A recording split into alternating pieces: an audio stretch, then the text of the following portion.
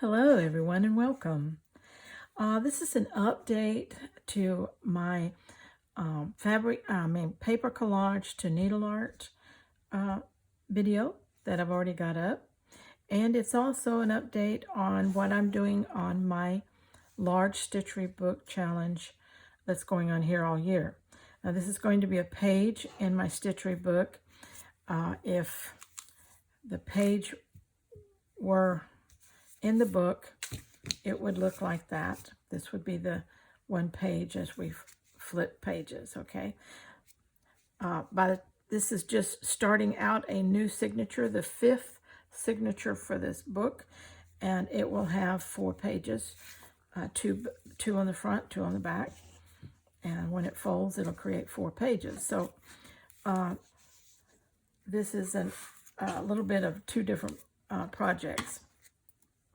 Now I wanted to show you a little bit more about what I have done on the piece as far as stitching it's concerned. I have started stitching it, and I'm not doing everything, I'm not overloading it with stitches. I'm just doing some focal point stitching and bringing a little color out, a little detail out. And I will be doing more stitching, but as I get it down on the page and determine what else I need, okay? I've done quite a bit on this, but I'm out of the deep purple, and I need some of that for the base of that flower arrangement. So I'm definitely waiting to get some deep purple floss. Okay, and I'm going to now, since I have this bright yellow in the background, I'm going to incorporate a little more of the muted yellow so that it plays prettier inside.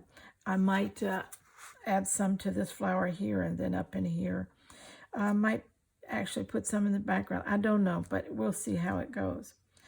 Also, this beautiful ribbon was gifted to me by Karen, and when she sent me that huge box of Happy Meal, I made a whole video out of that because I was shaking. I was so excited. You wouldn't believe all the things she sent me if you didn't see that video. So scroll a few videos back and pick up that video on the Happy Meal.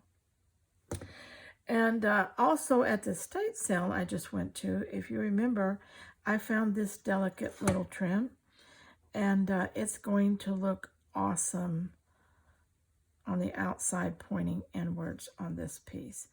It's going to act like a frame for sure. Isn't that going to be pretty? Oh, I love it. All right, that'll be going on there. Then if you notice that I scalloped, just irregularly scalloped the edge of the white fabric that it's like a white linen that this is printed on, and so that it will have a little more interest, just not squared out. And of course I will be stitching along the edges of that too. What colors am I going to use? I haven't decided yet. Like I said, exactly where I'm going to call it quits on stitching this. I'm not there yet. I do know I want more on there right now, so we'll just see how that goes. So I just wanted to bring you up to date on that and keep you abreast of what I'm doing here, and also show you that everything for me, has a vision and a destination. And so the stitching of it is very purposeful for me all the way through. And that's why I call my stitch and vision stitching. And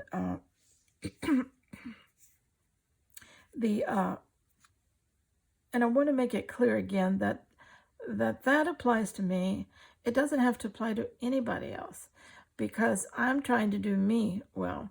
And when I tried to figure out whether I was slow stitching or something else, and came to the conclusion that I'm misleading people by telling them I'm slow stitching when I'm not by the actual definition of slow stitching. Now, a lot of people have commented and talked about how broad the term slow stitching is and what it is to them. And that is wonderful. I love to hear all these comments. But the point of my video was not about the broadness of slow stitching or what it meant to anybody else. It was what it meant to me and how I felt about telling my watchers here that I was slow stitching when I really wasn't in my own mind. So it's whatever you want to call it, whatever you want to do. My goodness, please do you well, because that's what I'm trying to do too.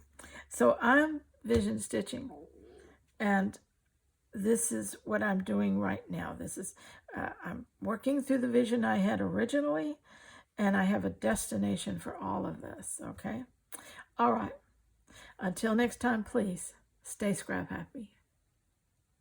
Well, we've come a little further with this project, and to the point that I'm ready to say that it's complete to this point. And what I mean by that is until I get more of this signature completed, and I won't know whether I need how much or what I need to add to this page until I can kind of compare it to the rest of the pages in the signature.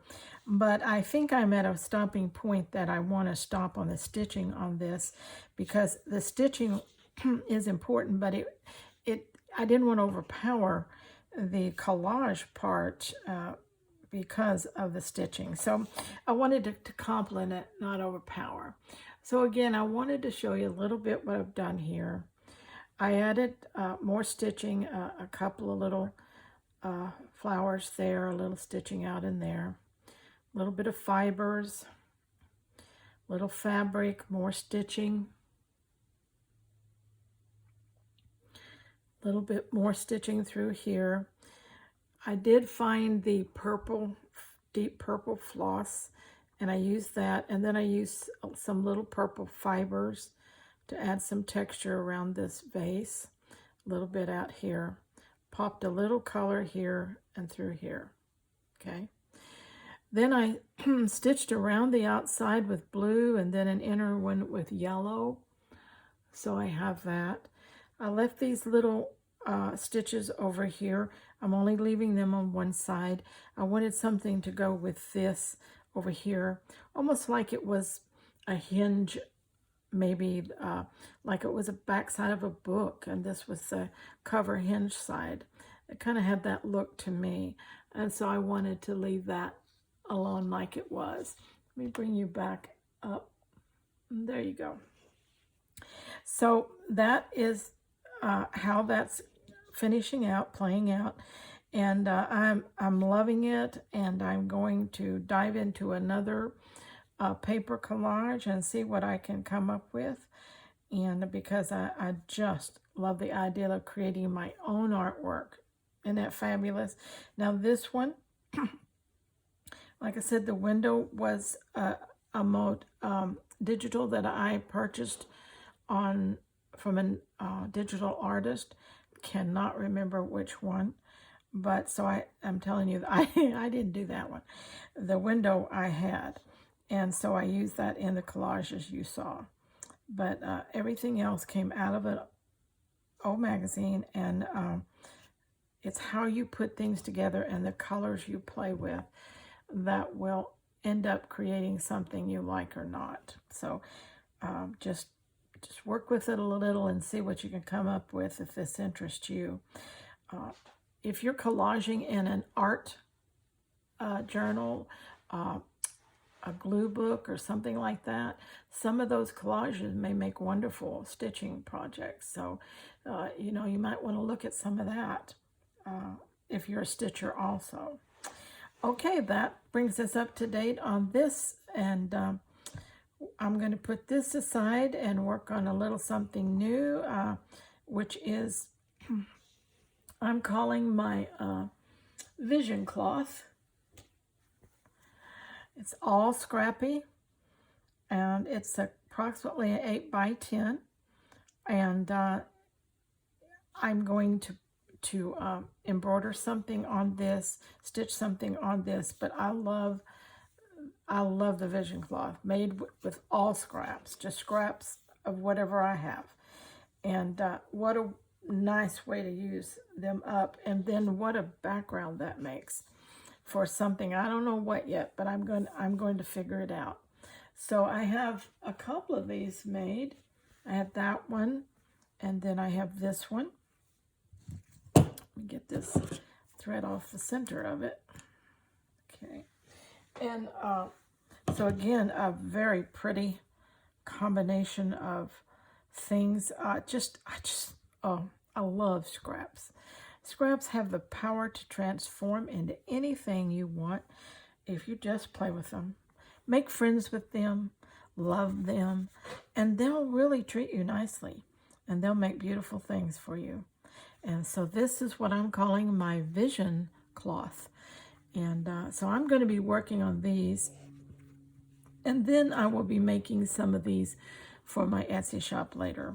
But if it's something that you think you would like to put a motif on, build a slow stitch project, an embroidery project, a vision stitching project, whatever it is that you want to do, drop that in the comments, and it will let me know if people actually like these things, because I love them, so I'm prejudiced. Okay, we're going to end it here, and thank you so much for visiting me at Icky Chic Designs.